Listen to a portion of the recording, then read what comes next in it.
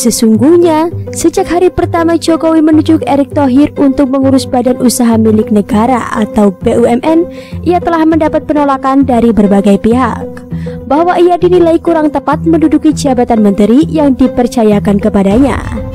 Bahkan konon, PDIP juga disebut-sebut kurang setuju dengan jabatan yang diemban Erick Thohir tersebut. Namun, the show must go on. Presiden Jokowi sebagai pemilik hak penuh untuk menentukan siapa saja yang menjadi pembantunya telah membuat keputusan. Kementerian BUMN memang lahan basah. Ada begitu banyak hal yang bisa diolah di sana. Salah satunya adalah mengisi jabatan direksi dan komisaris yang kerap diputuskan di ruang-ruang gelap. Tidak menunggu waktu lama, setelah dilantik, Erick segera tancap gas. Ia memberi warna baru di kementerian yang mengelola perusahaan plat merah itu. Ia melakukan perombakan besar-besaran. Ia mengganti mereka yang terbukti gagal, melakukan penghematan anggaran, menutup puluhan anak cucu usaha, serta memangkas BUMN yang tidak produktif.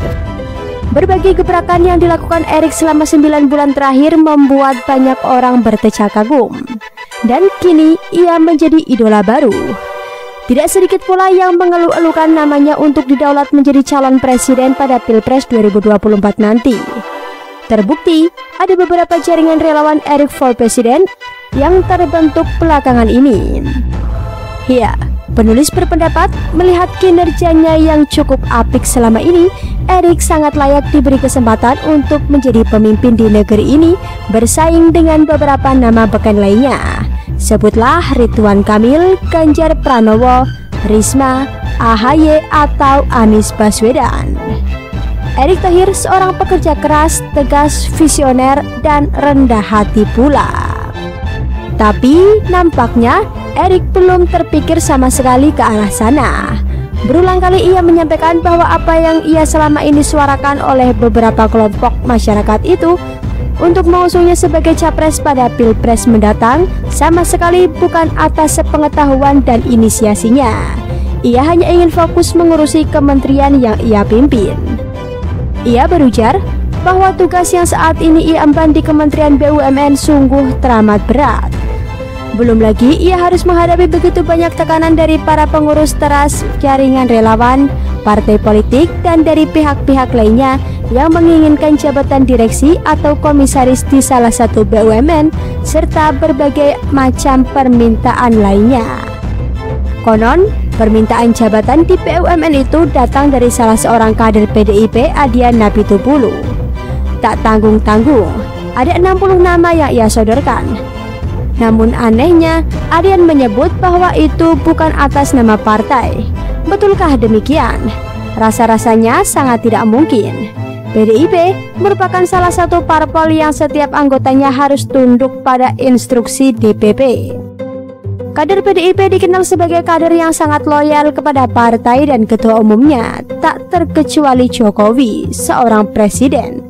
Jokowi butuh waktu yang cukup lama untuk bisa lepas dari bayang-bayang Megawati Soekarno Putri. Artinya, menurut kita, bahwa permintaan jabatan yang diajukan Adian kepada Erick pastilah atas sepengetahuan partai. Tapi sudahlah, jikalau Adian Napitupulu menyebut bahwa permintaannya itu tidak ada sangkut pautnya dengan partai, ya, sangat bisa kita maklumi. Sebab setiap kader juga berperan menjaga nama baik partai, pun ketua umum tentunya. Nah, kabar baiknya, ternyata permintaan Adian Napitupulu tersebut tidak serta-merta dikabulkan oleh Erick Thohir. Saya juga mesti fair dengan yang lain, ujar Erick dalam sebuah wawancara dengan majalah Tempo. Siapa yang lain yang dimaksud Erick? Ada yang berasal dari kementerian atau lembaga, kepolisian, TNI, relawan, serta dari parpol sesuai dengan prosedur dan mekanisme pemilihan yang ia telah tetapkan dan disetujui oleh Presiden tentunya. Sikap tegas yang diambil oleh Erick itu membuat Adian Napitupulu geram. Harusnya Erick bilang ke Presiden kalau kebanyakan, ucapnya.